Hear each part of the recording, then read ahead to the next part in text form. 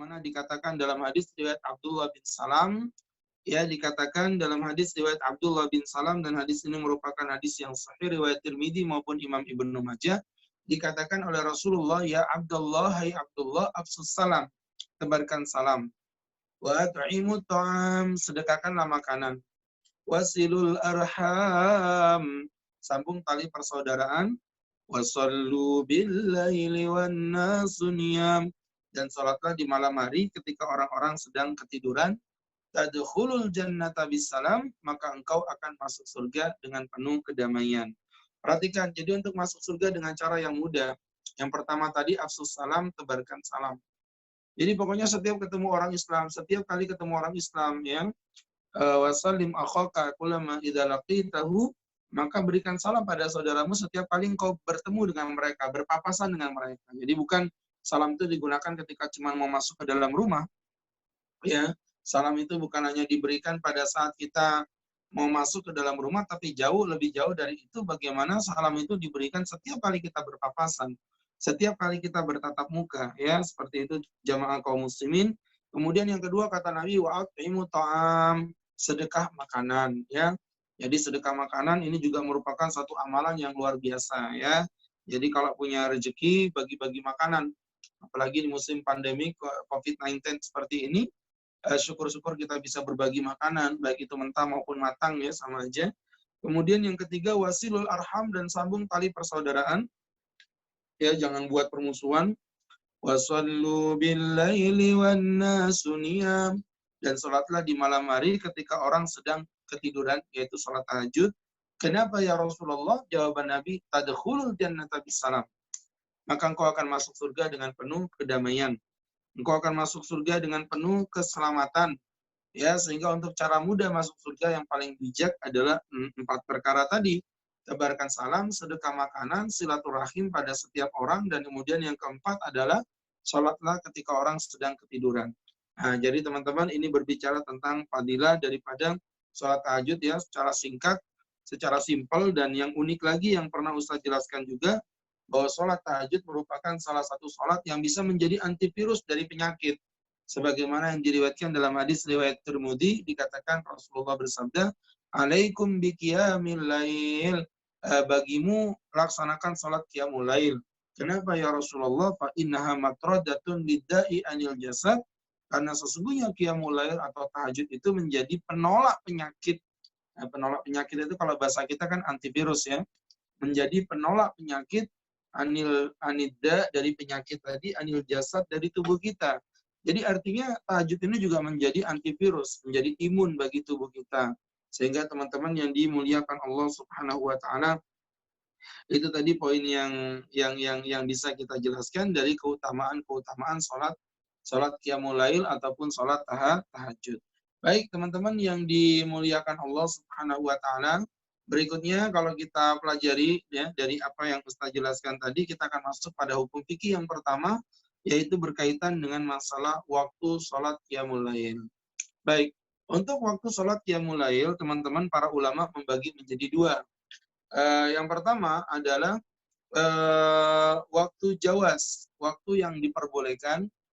Kemudian yang kedua adalah waktu fadilah, waktu yang diutamakan. Jadi ini dua hal yang berbeda.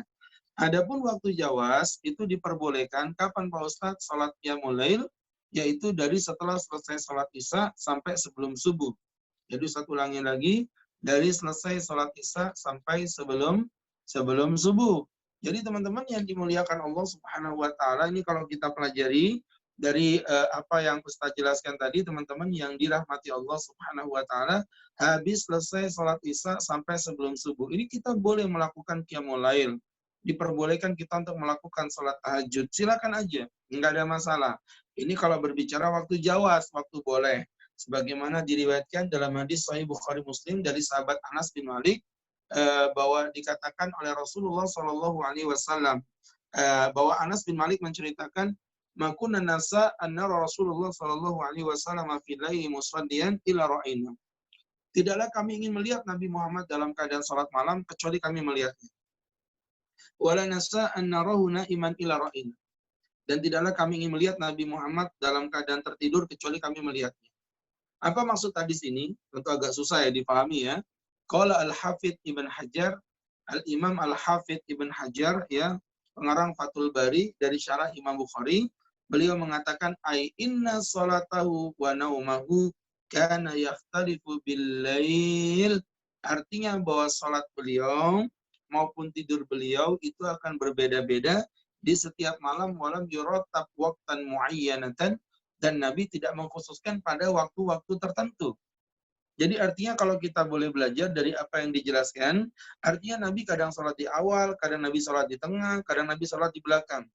Dari hadis inilah akhirnya kita bisa menarik kesimpulan bahwa sholat qiyamul lail diperbolehkan dilakukan di bagian waktu manapun, baik di depan, di tengah, maupun di belakang. Itu poinnya. Nah, tetapi kalau kita berbicara pada poin waktu yang kedua, yaitu waktu fadilah, teman-teman yang dimuliakan Allah, para ulama menyatakan bahwa waktu yang paling afdol adalah di sepertiga malam yang terakhir. Jadi Ustaz ulangin lagi, di sepertiga malam yang terakhir.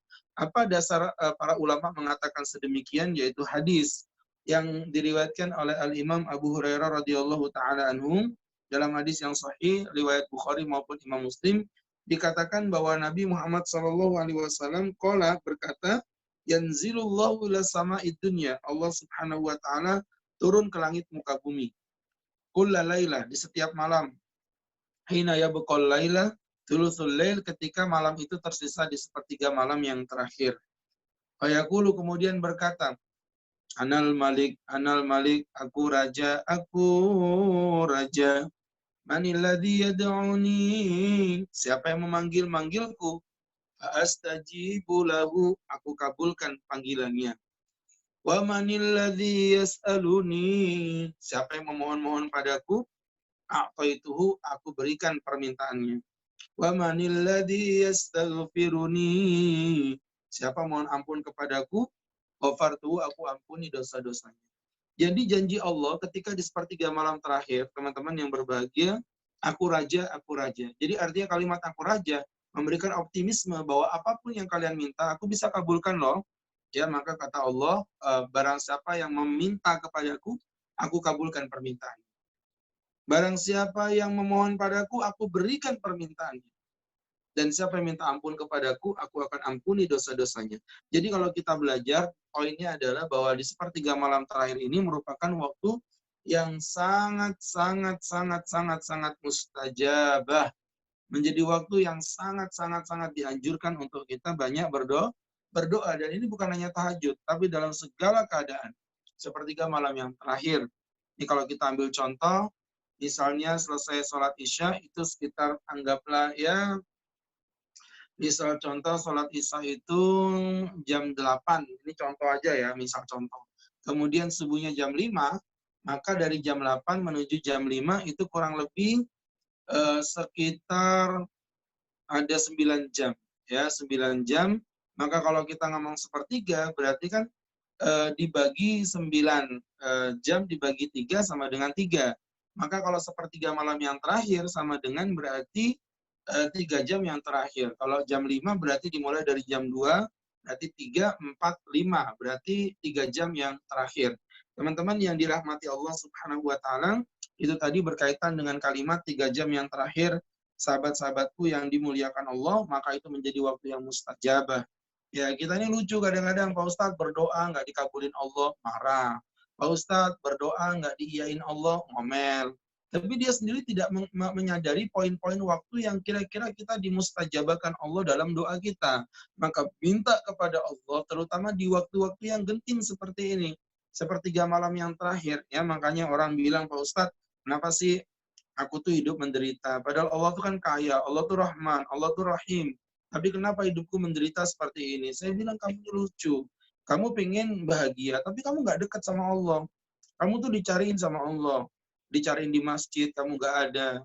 Dicariin di musola, kamu nggak ketemu. Dicariin di majelis ilmu, nggak ada. Dicari di Zoom, aplikasi Zoom, taklim online, juga nggak ada. Terus gimana kita mau mengatakan Allah jahat kepada kita kalau kita yang melarikan diri dari Allah? Ya, di sepertiga malam terakhir, waktu mustajabah, kau dicari oleh Allah, kau nggak ada. Ya, seperti itu teman-teman yang dirahmati Allah, maka berangkat dari situ, bisa kita ambil kesimpulannya adalah bahwa sholat tahajud itu memiliki dua waktu. Waktu pertama waktu jawas, waktu kedua waktu fadilah. Untuk waktu jawas, waktu yang memang diperbolehkan adalah setelah selesai isya sampai sebelum subuh. Tapi kalau waktu fadilah, waktu keutamaan, maka yang sangat dianjurkan adalah di sepertiga malam yang terakhir. Baik. Kemudian teman-teman yang dirahmati Allah Subhanahu wa taala, kita akan melanjutkan dalam kajian berikutnya yaitu adab-adab qiyamul lail.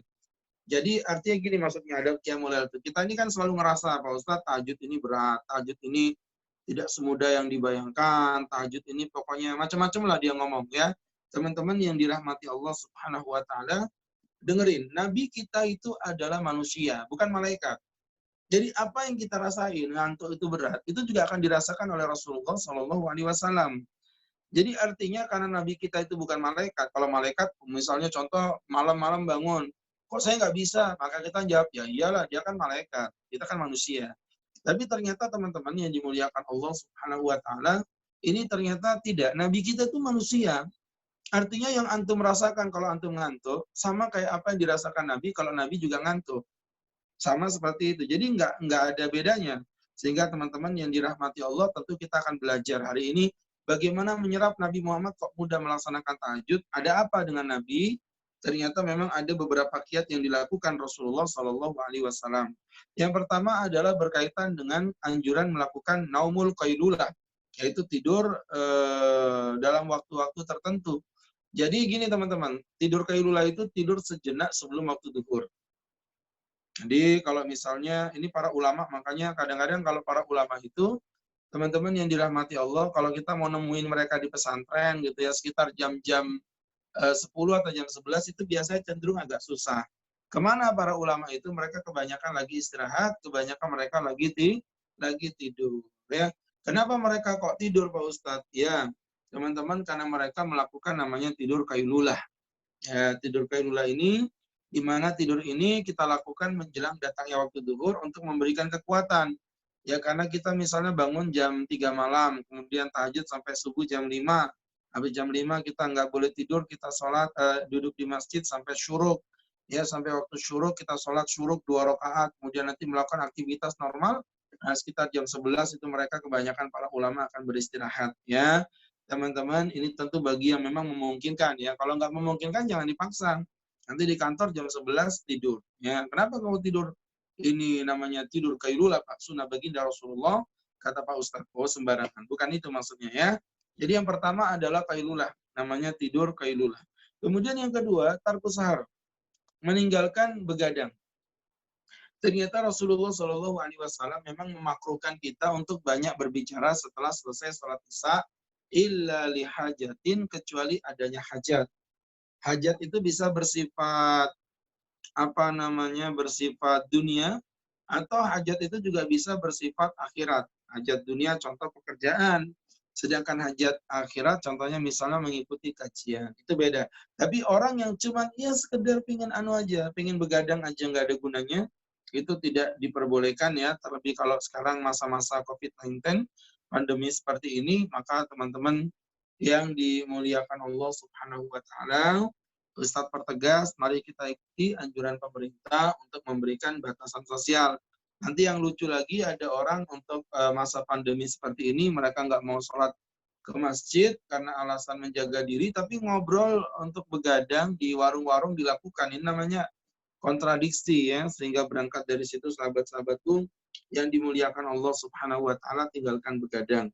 Ya, makanya begadang jangan begadang ya, karena begadang itu tiada artinya gitu ya. Begadang sih boleh saja ya kalau memang ada perlunya. Baik.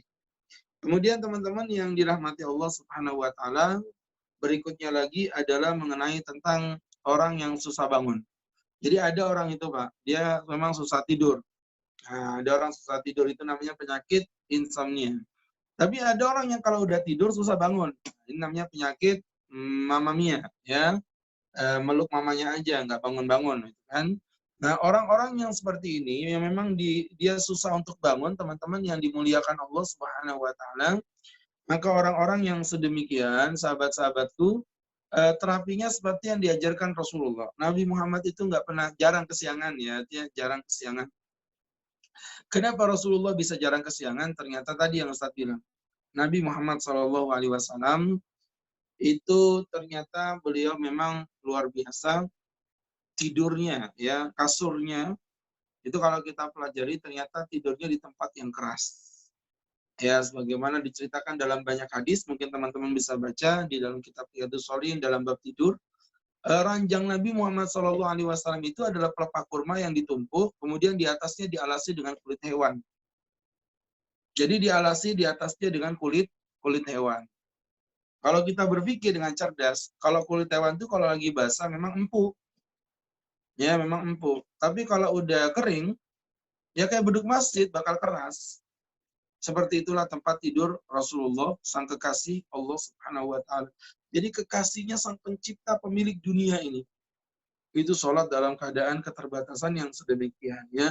Sehingga sahabat-sahabatku yang dimuliakan Allah Subhanahu wa taala, ini kalau kita mau ambil pelajaran dari apa yang Ustaz jelaskan tadi, sahabat-sahabatku yang dirahmati Allah, Rasulullah tidurnya di tempat yang keras. Maka kalau ingin bangun tidur itu nggak kesiangan, salah satunya ini untuk terapi aja ya, untuk terapi di awal-awal begitu, biasakan tidur di tempat yang agak keras. Ya, waqad kana fi rasul nabi khoshana, ya tempat tidur Nabi itu adalah sesuatu yang keras. Sampai ketika Umar bin Khattab datang menjumpai Nabi di alas ranjang tidurnya, kemudian ketika Nabi bangun, wa idil hasir qad athara fi jambihi, aku melihat bekas bercak tempat tidur Nabi, pipi Nabi itu membercak gitu ya, tangan Nabi membercak di atas tempat ranjang tidurnya, itu menunjukkan bahwa tempat tidurnya memang lumayan keras. Baik, itu teman-teman yang ketiga. Kemudian berikutnya adalah ayanu ya inda naumil qiyam, yaitu bangun tidur berniat untuk tidur berniat untuk bangun tidur. Arti ya? Jadi ketika kita mau tidur, kita disunahkan untuk niat bangun tidur. Oh bisa Pak Ustadz? Ya, itu namanya kekuatan psikis. Kekuatan psikis. Ya, sebagaimana dalam hadis riwayat Abu Darda, dikatakan oleh baginda Rasulullah Shallallahu Alaihi Wasallam, man ata ila firashihi, barang siapa mendatangi ranjangnya, wa huwa yanwi ayakum, dan dia niat untuk bangun tidur, ya faghalabat su'ainuhu, tiba-tiba dia ketiduran, hatta yasbah, sampai datang waktu sholat subuh. Jadi bangun-bangun sudah kedengaran subuh. Allahu akbar. Waduh, udah subuh, berarti nggak bisa tahajud lagi. Kutiba lahu manawa, maka dia akan diberikan pahala seperti apa yang dia niatkan.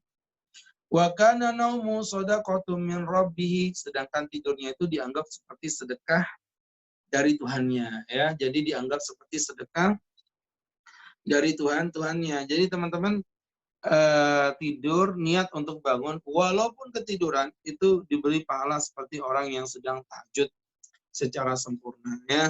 Baik teman-teman yang dimuliakan Allah Subhanahu wa taala, ini keutamaan yang luar biasa. Maka diniatkan, yaitu sama kayak Pak Ustadz. Saya itu kadang-kadang bingung ya Tati ya. Kenapa saya tuh kok susah sekali bangun, sering kesiangan. Saya pernah bilang, saya tanya, Anda pernah nggak ngelihat ada orang malam-malam, seorang calon pengantin besok mau nikahan, sudah janjian dengan penghulu jam 8, kemudian bangun kesiangan, bangun jam 9. Ada nggak yang begitu? Nggak ada Pak Ustadz. Nah kenapa nggak ada? Karena dia merasa itu penting. Nah karena itu dirasa penting, teman-teman yang dimuliakan Allah Subhanahu wa taala, akhirnya yang terjadi apa? Karena dirasa penting, sahabat-sahabatku yang dirahmati Allah Subhanahu wa taala, maka jiwanya tertuntun untuk jangan sampai tidak melakukan itu. Sedangkan kita kan enggak ya, dalam kondisi yang seperti ini kita merasa sholat subuh, sholat tahajud enggak terlalu penting dalam hidup kita, sehingga itulah yang membuat kenapa kita susah bangun untuk beribadah. Kemudian yang kedua juga yang membuat kita susah bangun beribadah adalah banyaknya maksiat yang ada di dalam diri kita. Ya makin banyak maksiat yang kita lakukan, itu makin berat kita untuk melakukan sholat tahajud ya. Jadi itu sebagai introspeksi diri di dalam diri kita. Kemudian berikutnya teman-teman, berikutnya adalah yang kelima, ayana ma'ala wudu'in, tidur dalam keadaan berwudu. Jadi dianjurkan kalau bisa tidur dalam keadaan berwudu.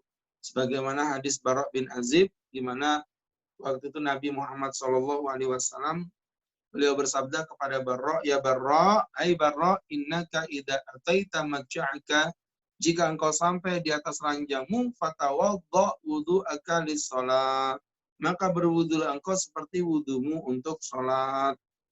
Ya, dari sini kalau kita pelajari menjadi dalil, ya menjadi dalil keutamaan kita melakukan wudhu sebelum tidur, ya seperti yang disampaikan Nabi kepada sahabat beliau yaitu Barra bin Azib, ya.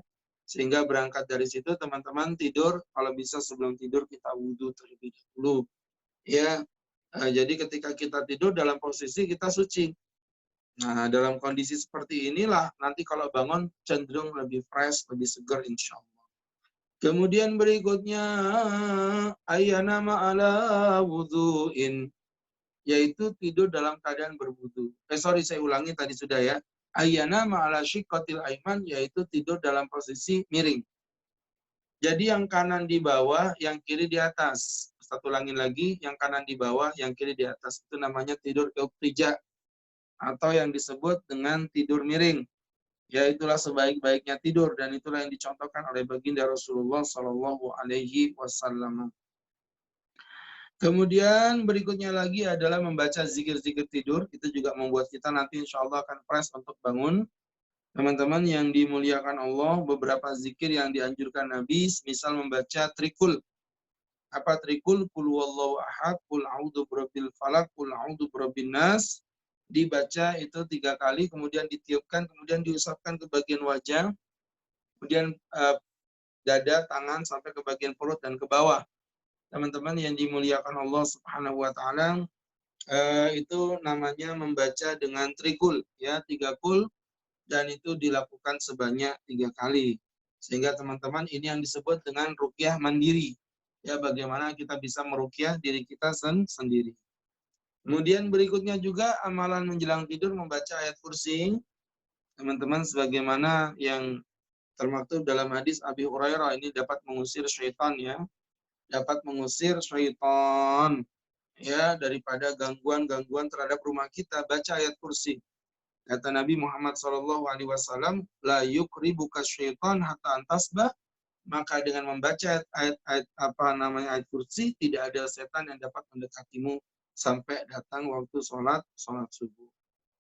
Begitu pula membaca 2 ayat terakhir daripada surat Al-Baqarah, ya, walillahi ma fis samawati wa ma fil ard, dibaca. Kemudian juga disunahkan membaca surat Al-Kafirun, ya, membaca surat Al-Kafirun dan beberapa zikir-zikir lain, ya. Sebenarnya yang tadi aja kalau sudah diamalin sudah sangat bagus sekali. Ya, walaupun memang ini tidak semudah yang kita bayangkan. Kemudian berikutnya lagi teman-teman, untuk mempermudah bangun dari tidur adalah ayam sahin naum an wajhihi, menggosok wajahnya, wa yadhkur, sambil berzikir, ya, kepada Allah Subhanahu wa taala. Itulah yang dikatakan dalam hadis riwayat Abi Hurairah. Nabi Muhammad SAW bersabda, yu'aqadu syaitan ala qafiyati ra'si ahadikum idh huwa nam thalatha uqadin. Setan akan mengikat rambut kalian menjadi 3 ikatan pada saat kalian tertidur. Yadribu kulla uqdatin makanaha, dan dia akan menggandoli, ya, kalau bahasa kita menggantung di atas ikatan tersebut. Jadi rambut kita dikepang jadi 3 bagian, kemudian digantungin, ya. Hanya orang ngantuk gak ada kepalanya tegap begini, jarang, mesti agak dangah atau nunduk begini. Jadi teman-teman yang dirahmati Allah, kata Nabi, kalau pingin engkau lepas dari belenggu ini, maka yang pertama bangun tidur langsung gosokkan wajahmu, ya. Sambil zikir kepada Allah, alhamdulillahilladzi ahyana ba'dama amatana wa ilaihin nusyur. Itu dibaca, ya. Mukanya digosok, insya Allah segar. Ya, apalagi kalau gosoknya pakai remason, itu lebih segar lagi, nggak bisa tidur malahnya, karena masuk rumah sakit, ya. Jadi jangan dilakukan. Jadi teman-teman yang dirahmati Allah Subhanahu wa taala, itu tadi berkenaan dengan mukanya digosok itu, maka kepang yang pertama akan lepas, cekling begitu, ya. Kemudian yang kedua, teman-teman, kata Nabi, bawa wudhu. Dibawa wudhu. Nanti kalau dibawa wudhu, setan kepangan kedua akan lepas, cekling. Nanti yang ketiga dibawa untuk sholat 2 rakaat, maksudnya sholat tahajud. Maka dengan begitu, kepangan yang ketiga akan lepas, cekling begitu, ya. Kata Nabi SAW, kalau kau lakukan itu, asbaha nasyiatan thayyiban nafsi, maka engkau akan mendapatkan dirimu dalam keadaan semangat, jiwamu energi positif. Wa illa namun jika tidak asbah khabisa nafsi, maka engkau akan menemukan pagi harimu dengan energi negatif kaslan dalam keadaan malas. Itu maksudnya ya. Baik, jadi itu teman-teman yang dirahmati Allah Subhanahu wa taala tadi berkenaan dengan beberapa adab-adab dan etika mempermudah daripada bangun sholat tahajud kita ya. Baik teman-teman yang dirahmati Allah, kemudian berkaitan dengan beberapa hukum yang berkaitan dengan sholat tahajud, sahabat-sahabatku yang dirahmati Allah Subhanahu wa taala. Yang pertama adalah anjuran melakukan qiyamul lail inda syada'id dalam keadaan genting. Jadi dianjurkan untuk melakukan qiyamul lail dalam keadaan genting. Maka sahabat-sahabatku yang dimuliakan Allah, sebagaimana yang terjadi pada Rasulullah SAW, ketika itu Rasulullah dalam keadaan sedih memikirkan peperangan yang terjadi yang menimpa kepada para sahabatnya. Perhatikan kata Imam Ali menjadi saksi sejarah, walaqad ra'ayna wa ma fina ila naim. Kami melihat bahwa semua sahabat waktu itu sedang ketiduran. Semua sahabat dalam posisi ngantuk, ya. Semua sahabat dalam posisi ketiduran. Kemudian kata Imam Ali bin Al-Karamallahu wajhah, beliau mengatakan ilan nabi kecuali nabi. Tahta syajarah, beliau dalam keadaan di bawah pohon, yusalli wa yabki. Beliau salat dan beliau menangis. Ya, hatta asbah sampai datang waktu subuh. Dari hadis ini para ulama mengatakan dianjurkannya, disunahkannya teman-teman untuk agar kita ketika memiliki satu masalah, jangan lupa untuk bertahajud meminta pertolongan kepada Allah Subhanahu wa taala. Ya, kayak model mohon maaf datangnya virus corona. Seperti ini juga jadikan ini momentum ya untuk kita berubah, berbenah, mendekatkan diri kepada Allah Subhanahu wa taala. Ya, dengan apa? Kembali melaksanakan sholat tahajud. Jadi disunahkan inda syada'id ketika dalam kondisi-kondisi tertentu kita untuk melakukan daripada yang namanya sholat tahajud dalam kondisi yang genting ya, seperti itu teman-teman. Kemudian berikutnya berkaitan dengan adadur rakaat, jumlah rakaatnya. Untuk jumlah rakaat teman-teman dibagi menjadi dua bagian. Ada yang pertama, sahabat-sahabatku yang dimuliakan Allah Subhanahu wa taala, adalah jumlah rakaat yang dianjurkan. Untuk yang direkomendasikan memang jumlahnya adalah 11 atau 13 rakaat. Itu kalau kita berbicara anjurannya. Tetapi kalau kita berbicara bolehnya, ternyata para ulama, bahkan mayoritas ulama, apakah boleh kita melebihi daripada jumlah 11 atau 13? Sahabat-sahabatku, fa innal jamahir minas salaf.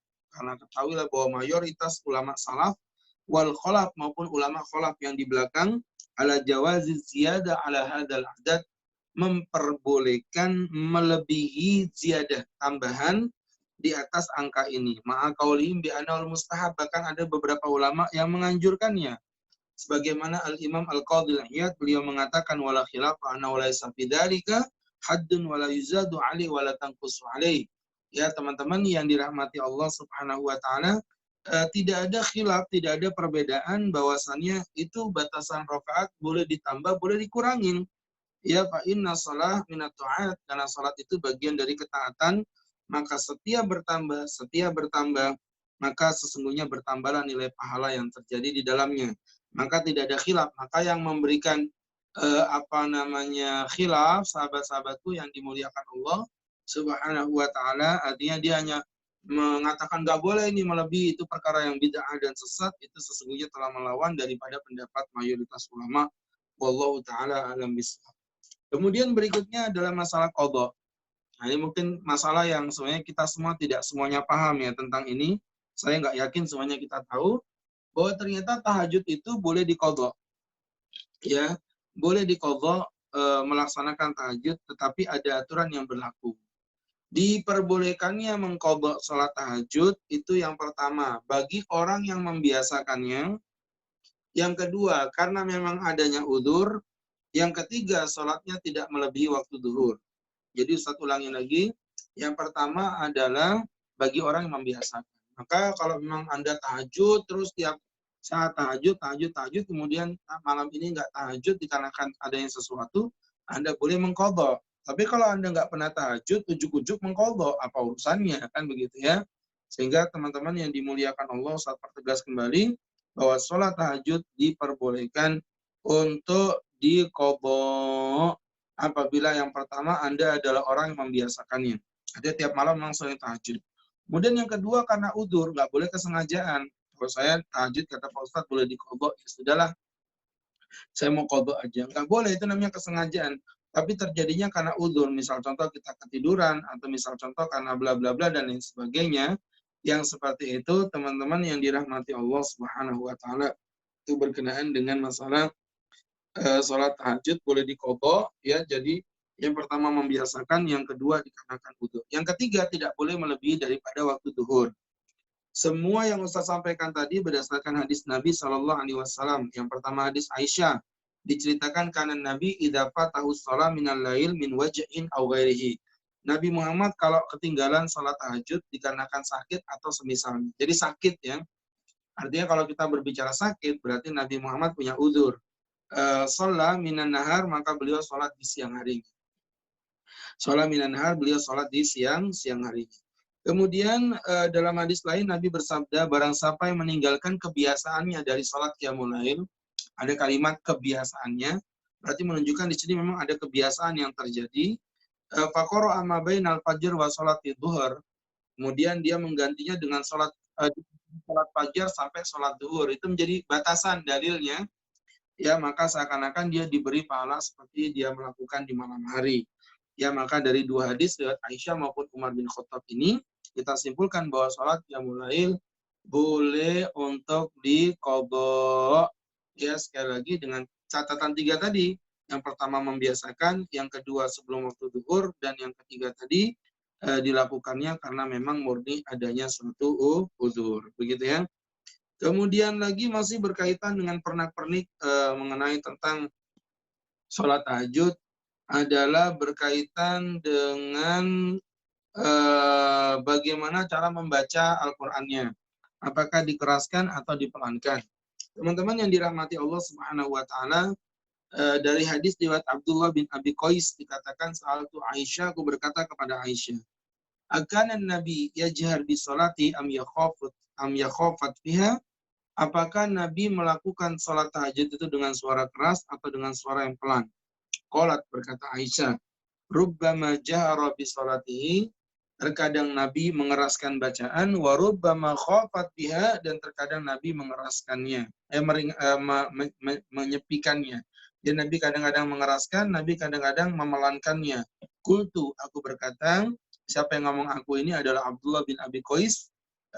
Alhamdulillah, ya Allahu Akbar, Allah Maha Besar, segala puji bagi Allah, alladzi yang ja'ala fil amri sa'ah, menjadikan dalam perkara ini ada satu kelapangan. Ya, maka berangkat dari situ teman-teman, dari sini kalau kita pelajari, bisa diambil kesimpulan bahwa Nabi pernah mencontohkan dengan suara yang keras, tapi Nabi juga pernah mencontohkan dengan suara yang pelan. Makanya kalau ada orang melaksanakan tahajud dengan suara yang keras, ya monggo, tidak dipersalahkan. Tapi bagi mereka yang melakukan tahajud dengan suara yang pelan juga tidak dipersalahkan. Wallahu ta'ala a'lam bishawab. Kemudian berikutnya teman-teman adalah berkaitan dengan anjuran untuk mempercepat, ya, satu ulangi lagi, mempercepat pergerakan sholat tahajud di 2 rakaat yang pertama dan memperlambat dari rakaat ketiga ke atas. Jadi rakaat 1, 2 itu gerakannya dipercepat. Percepat itu maksudnya mempercepat tanpa mengurangi rukun ya. Artinya jangan sampai juga mempercepat nanti akhirnya membuat dia tidak tumaninah, bukan itu. Jadi dia mempercepat bacaannya. Teman-teman yang dirahmati Allah, setelah sholatnya dipercepat, kemudian nanti di rakaat ketiga baru diperlambat. Ya, sebagaimana dikatakan di dalam hadis Nabi Muhammad SAW, idza qama minal lail, kata Nabi, jika kalian salat qiyamul lail, falyaftah salatahu bi rak'ataini khafifatain, maka mulailah salatmu dengan 2 rakaat yang ringan. Mulailah salatmu dengan 2 rakaat yang ringan. Artinya ringan di sini salatnya bacaannya dibaca pendek, jangan terlalu diperlambat. Seperti itu. Kemudian teman-teman yang dirahmati Allah, adapun nanti untuk rakaat ketiga, keempat, kelima, dan seterusnya, maka disunahkan baginya untuk memperpanjang, terkhusus untuk memperpanjang bagian berdirinya. Ya, teman-teman yang dirahmati Allah Subhanahu wa taala, ayatnya dipilih yang panjang juga ya.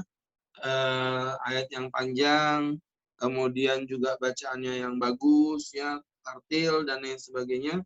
Dan ini semua kalau andai kata betul-betul dilakukan, maka bahkan akan menimbulkan perasaan apa ya? Perasaan mahabbah, cinta, tetesan air mata. Ya, dimana kalau kita membaca Al-Quran memang disunahkan untuk tartil. Sebagaimana firman Allah dalam surat Al-Muzammil ayat yang keempat, Allah katakan, Warattilil Qur'ana tartila, dan bacalah Quran secara murattal. Satu ulangi lagi, bacalah Al-Qur'anul Karim secara murattal. Murattal itu apa? Kata Aisyah, aikana Nabi yaqra'u harfan fa harfin, Nabi membaca huruf ke huruf, seakan-akan huruf itu terpisahkan ya, antara satu dengan lainnya. Sehingga teman-teman yang dirahmati Allah, kemudian dibaca dengan syahdu, dengan baik. Pak Ustadz, saya ini pingin baca yang panjang-panjang, tapi saya sendiri nggak punya hafalan ya. Maka teman-teman, alhamdulillah, karena Allah masih memberikan kelapangan dan keringanan pada kita, kalau memang betul-betul tidak hafal, Anda diperbolehkan untuk membaca Al-Quran atau memegang Quran. Jadi sambil sholat, sambil membaca Al-Quran seperti ini diperbolehkan. Ini berlaku untuk sholat sunnah. Sebagaimana yang diriwayatkan dalam hadis Aisyah. Aisyah mencontohkannya, beliau membaca Quran dalam keadaan sholat yang seperti itu, sekali lagi diperbolehkan. Ya. Dan teman-teman yang dirahmati Allah Subhanahu wa taala, ini berkaitan tadi dibaca dengan syahdu yang bagus, bahkan kalau perlu diiringi dengan tetesan air mata. Ada pertanyaan Pak Ustadz, emang boleh kan kita itu sholat dalam keadaan menangis? Bolehlah, ya diperbolehkan. Dan Rasulullah SAW yang mencontohkan ya, dalam sebuah hadis, Nabi pernah mengulangi satu ayat sambil menangis ya. In tu'adzibhum fa innahum ibaduk wa in taghfir lahum fa innaka antal azizul hakim. Jika engkau hendak mengadab mereka ya Allah, mereka adalah hamba-Mu. Namun jika engkau hendak mengampuni mereka ya Allah, sesungguhnya engkau adalah Zat yang Maha Pengasih lagi Maha Perkasa. Ya, di ayat ini Nabi menetes air mata sampai terseduh-seduh dalam surat Al-Maidah ayat 118. Ya, jadi dari sini bisa kita ambil kesimpulan bahwa seorang mukmin memang dianjurkan dan disunahkan untuk membaca Al-Quran dengan baik ya, sehingga nanti sholatnya itu bisa benar-benar membawa pada kesyahduan. Sholatnya benar-benar membawa pada keindahan. Sholatnya benar-benar membawa pada kesempurnaan dan lain sebagainya. Baik. Teman-teman yang dirahmati Allah, kemudian yang terakhir ini yaitu larangan meninggalkan tahajud bagi orang yang sudah membiasakannya. Nabi Muhammad SAW pernah marah ya di dalam hadis riwayat Abdullah bin Amr. Nabi berkata, ya Abdullah, la takun misla fulan bin fulan, janganlah kau menyerupai fulan anaknya fulan.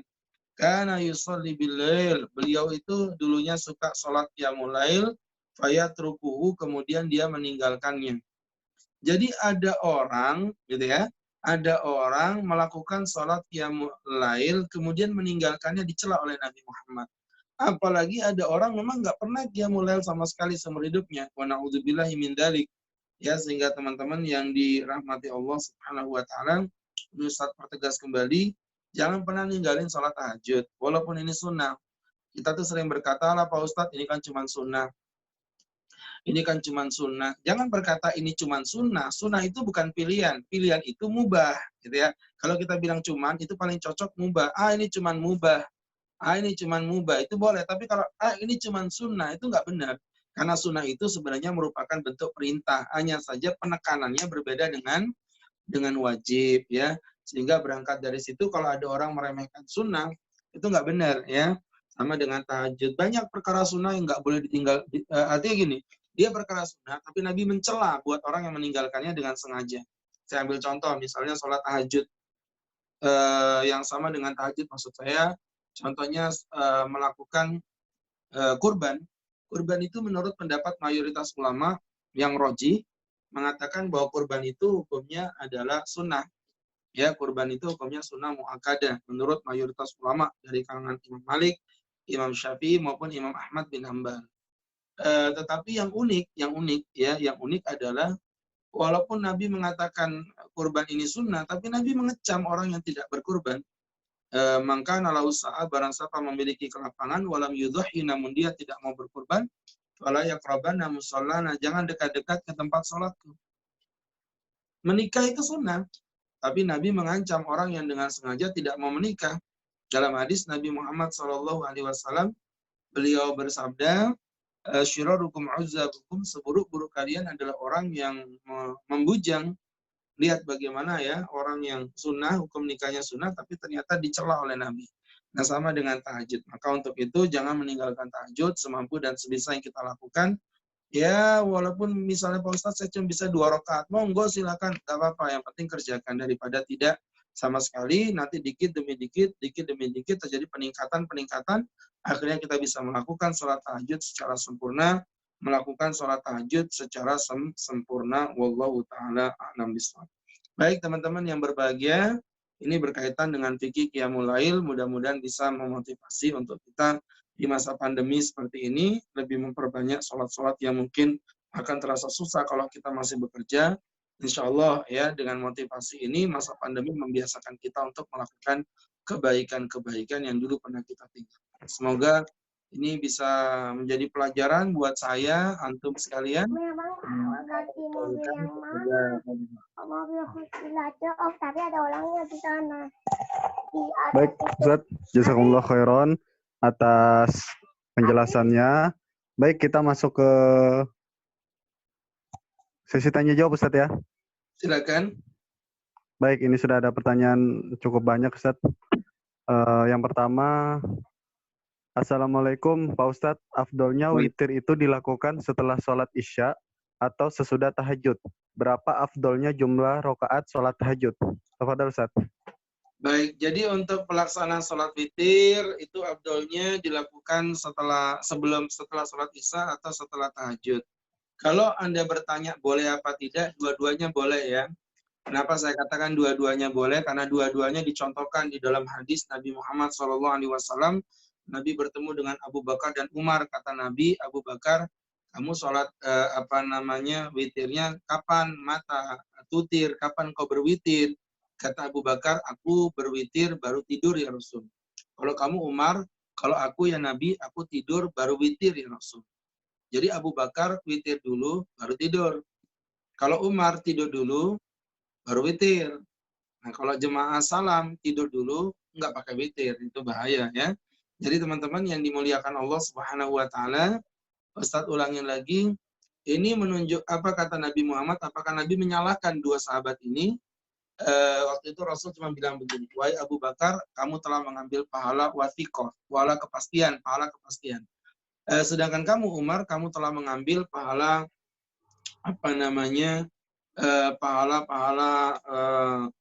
pahala sesuatu yang berat, akhota bil kuwah. Jadi artinya sesuatu yang mengambil yang pasti-pasti itu ada pahalanya. Mengambil yang lebih berat itu juga ada pahalanya, sebagaimana Nabi bersabda, al-ajr biqadril masyaqqah, bahwa pahala itu bergantung pada beban berat yang ia terima. Jadi kesimpulannya, Rasul pernah memperbolehkan sholat dulu, witir dulu, baru tidur boleh, atau tahajud dulu, baru witir juga boleh. Cuman kalau antum bertanya, mana yang lebih afdol, maka saya akan katakan lebih afdol adalah witirnya dilakukan setelah selesai tahajud. Sebagaimana hadis Nabi mengatakan, ij'alu akhir sholatikum bilaili witra, jadikan akhir sholat malammu adalah witir, berarti menunjukkan bahwa witir paling afdol dilakukan setelah tahajud. Adapun jumlah witir, monggo-monggo aja ya. Diperbolehkan untuk melakukan dari 1 rakaat, 3, 5, 7, 9. Itu pernah dicontohkan semua oleh Rasulullah SAW, walaupun batasan yang paling ideal adalah yang dilakukan sebanyak 3 rakaat. 3 itu yang paling ideal dan paling sering dicontohkan Rasulullah SAW. Seperti itu. Baik, kita lanjut ke pertanyaan suara dulu Ustaz. Kalau ada yang mau mencoba bertanya. Baik, silakan yang ingin bertanya via suara. Ada? Oke, sambil menunggu kita pertanyaan chat lagi Ustaz. Assalamualaikum Ustaz. Mengenai sunnah wudhu sebelum tidur.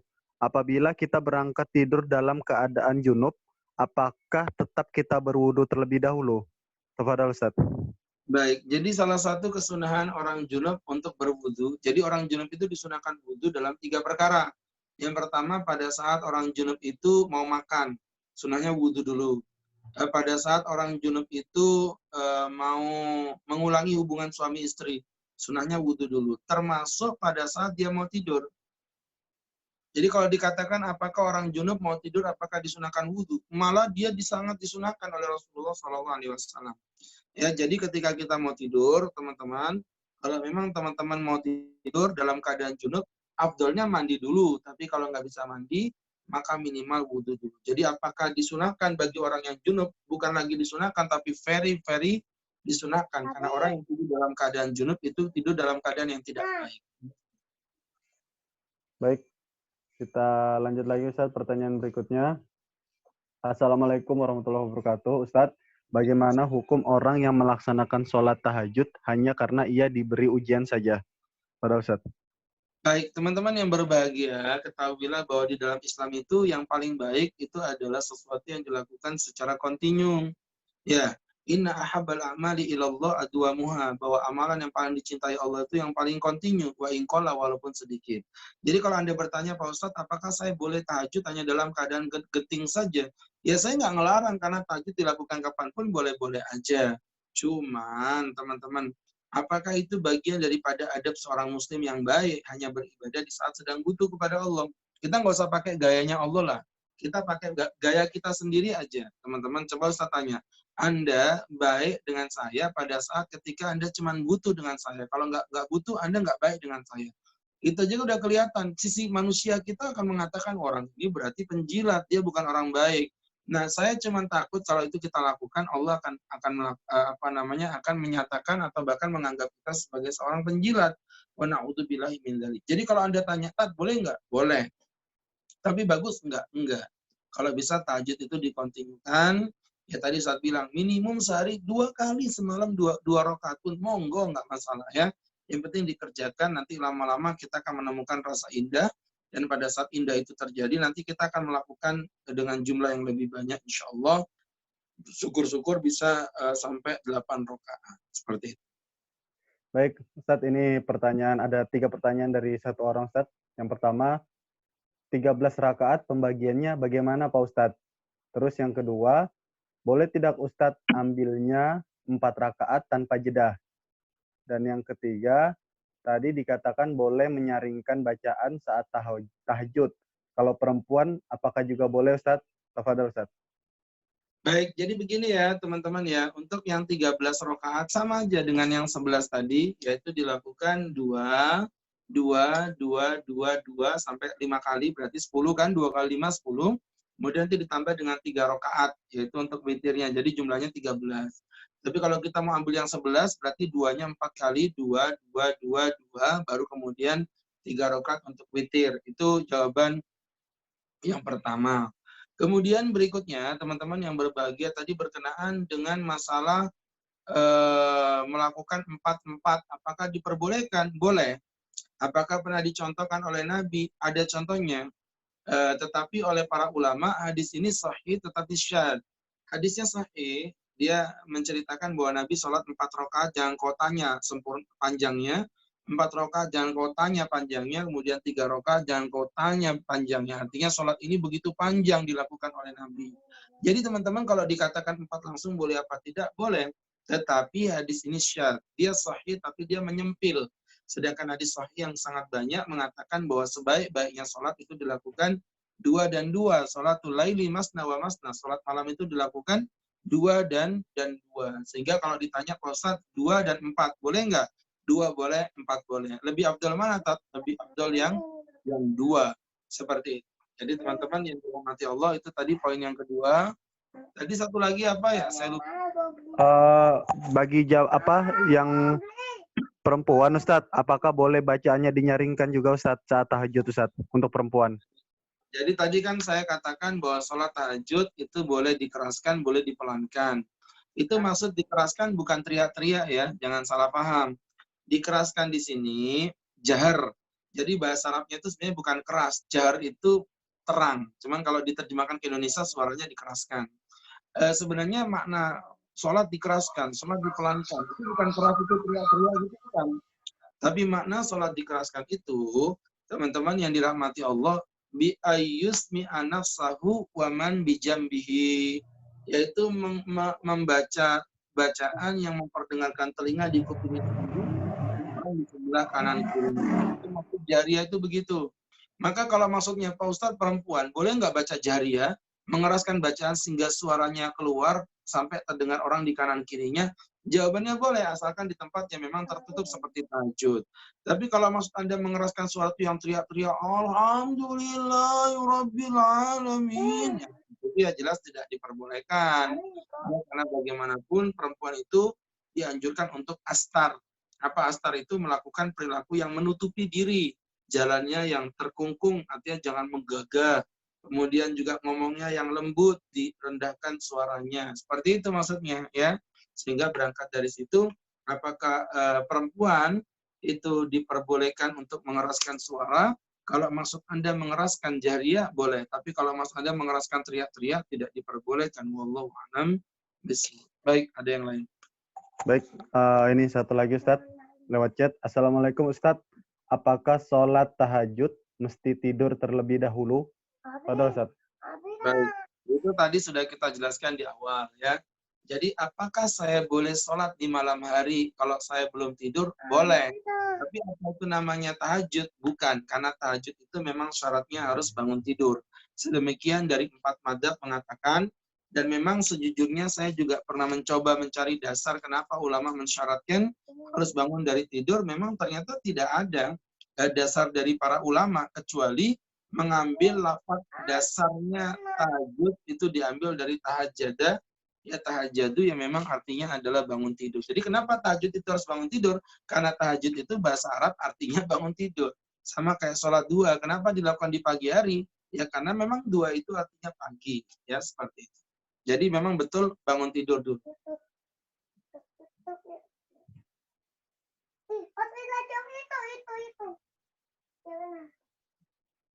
Ya, selanjutnya. Baik, Ustadz, satu lagi. Pak Ustadz, bolehkah wanita mengeraskan amin saat sholat jamaah laki-laki dan perempuan? Pada Ustadz. Baik, ini mirip dengan yang tadi ya sebenarnya. Mengeraskan ini maknanya apa gitu. Kalau mengeraskan itu maknanya jariyah yang tadi saya katakan, memperdengarkan telinga sendiri dan telinga sahabat kanan kirinya, nggak apa-apa. Waladhdallin, contoh ini perempuan. Seperti itu nggak apa-apa. Tapi kalau maksudnya mengeraskan kayak laki-laki, waladhdallin, amin. Nah, ini yang seperti itu tidak diperbolehkan. Jadi memang di sini saya melihat penerjemahan jariyah dengan diartikan bahasa keras itu sebenarnya kurang tepat ya. Jariyah itu bukan keras. Jariyah itu terang. Beda terang dengan keras ya.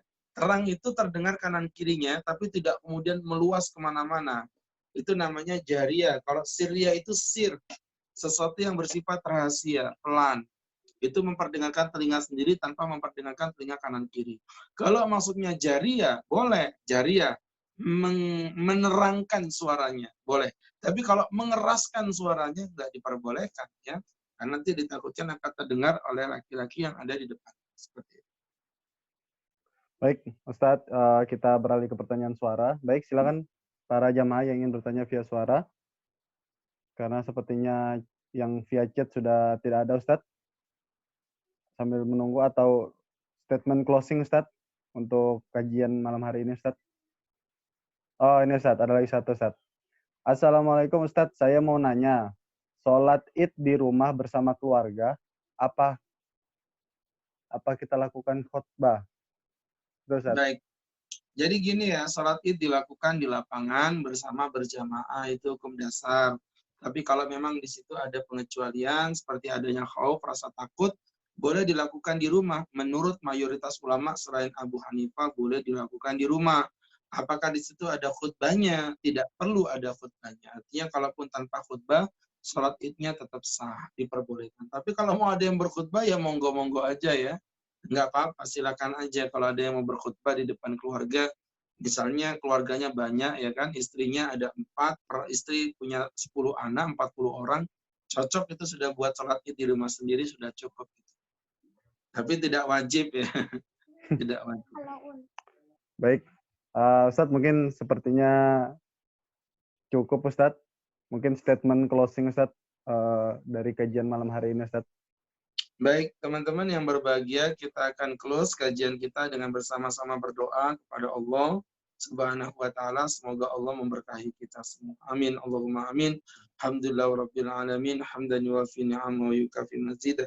Ya Rabbana lakal hamdu kama yanbaghi li jalali wajhika wa 'azimi sultanik. Allahumma shalli wa sallim wa barik ala rasulika sayyidina Muhammadin fil awwalin wal akhirin wa fi kulli waqtin wa hin wa fil mala'il a'la ila yaumiddin. Inna nas'aluka salamatan fi dinina wa ahlina wa auladina wa amwalina wa kulli syai'in a'taytana.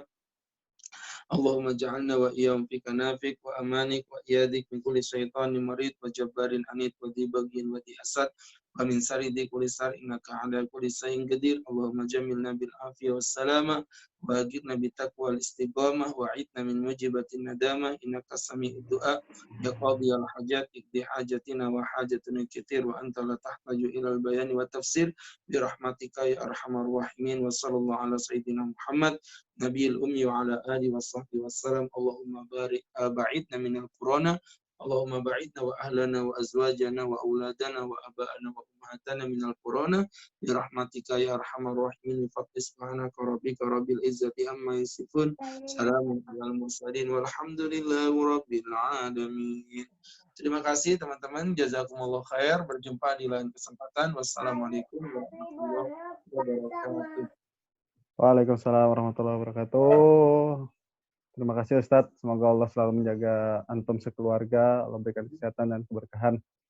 Baik para jamaah, sambil closing kita mengingatkan kembali, jangan lupa seperti yang tadi disampaikan Ustadz, kita ngasih makan orang.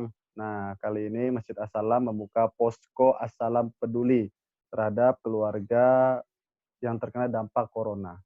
Jadi yang kelebihan harta bisa menginfakkan atau dalam bentuk barang bisa langsung ke Masjid As-Salam, atau ingin mencari beras lokal kualitas terbaik halal berkah bisa langsung ke Masjid As-Salam. Insya Allah ready dengan kualitas terbaik ya untuk para jamaah semua. Dan bagi yang ingin mendukung program dakwah Masjid As-Salam bisa langsung cek di Instagramnya Masjid As-Salam. Masjid As-Salam di situ semua program-program Masjid As-Salam. Jangan lupa follow juga, jangan lupa selalu support As-Salam biar menjadi masjid pemersatu umat dan selalu memberikan kebermanfaatan untuk masyarakat pada umumnya. Baik, mohon izin yang baik-baik datangnya dari Allah Subhanahu wa taala, yang salah-salah datangnya dari diri saya pribadi. Ya, seperti teman-teman lihat di screen, yaitu adalah report Masjid As-Salam peduli. Reportnya kemarin kita sudah menyalurkan 50 paket sembako untuk orang-orang yang membutuhkan. Jadi mari kita mengambil peran, layang-layang dalam program amal soleh ini. Rekeningnya rekening atas nama Posko As-Salam Peduli. Ya, sinergi amal soleh antara Masjid As-Salam pastinya sebagai penyelenggara, didukung oleh kemusliman Masjid As-Salam, didukung oleh Laskar As-Salam, Baitul Mal As-Salam, dan juga gerakan infak Balikpapan. Jadi sama-sama kita bersinergi untuk para jamaah yang punya masjid, punya gerakan, punya komunitas segala macam. Mari kita sama-sama bergerak, bersama-sama memberikan kebermanfaatan. Demikian, Assalamualaikum warahmatullahi wabarakatuh. Bukan cuma di halaman ini, di halaman ini ada. Alam. Waalaikumsalam warahmatullahi wabarakatuh. Kita diskusi bareng Kang Randy. Jadi siapkan pertanyaan tentang manajemen keuangan ataupun tentang wakaf. Insya Allah.